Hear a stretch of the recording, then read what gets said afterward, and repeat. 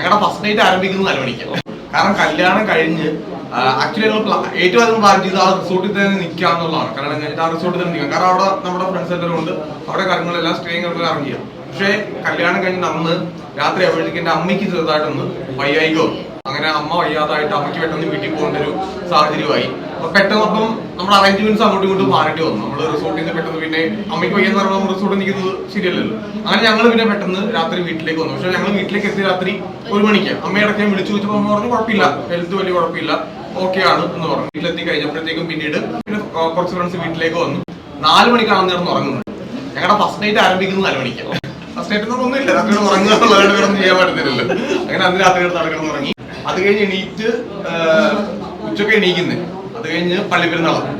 വിശേഷങ്ങൾ പറയല്ലോ, ഹണിമൂൺ ശേഷമുള്ള വിശേഷങ്ങൾ പറയാം. Happy journey.